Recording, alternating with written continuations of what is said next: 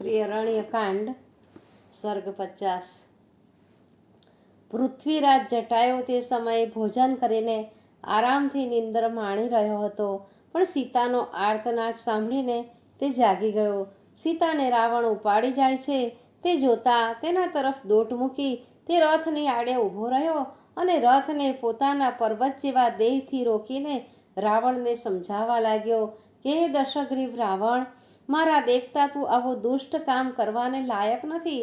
તું જાણે છે કે હું પક્ષીનો રાજા જટાયુ છું।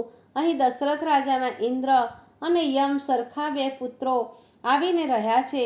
શું તું રામની પત્ની સીતાનું બળાત્કારથી હરણ કરવાનું ઈચ્છે છે? ધર્મ જાણનાર રાજા ક્યારેય ભૂલથી પણ પરસ્ત્રીને હાથ પણ લગાડી શકતો નથી। તારા જેવા બળવાન રાજાને તો સ્ત્રીઓનું રક્ષણ કરવું જોઈએ, માટે તું આ નિંદિત કામ છોડી દે। હે લંકેશ, જે ભાર ઉપાડવાથી થાક ન લાગે તે ભાર ઉપાડવો ઠીક છે, પણ જે બોજો ઉપાડવાના દુઃખથી મૃત્યુ થાય તે શા માટે ઉપાડવો જોઈએ? જે કાર્ય કરવાથી કીર્તિ વધે તે કરવું, પણ જેના કરવાથી અપકીર્તિ મળે તેવું કામ શા માટે કરવું? હે રાવણ, તું મારું કહ્યું નહીં માને તો હું તારી સાથે યુદ્ધ કરીશ અને જાનકીને છોડાવીશ। હું વૃદ્ધ થયો છું તો પણ તું મારી સાથે લડ્યા વિના સીતાને લઈ જઈ શકીશ નહીં, માટે મારી સાથે યુદ્ધ કર।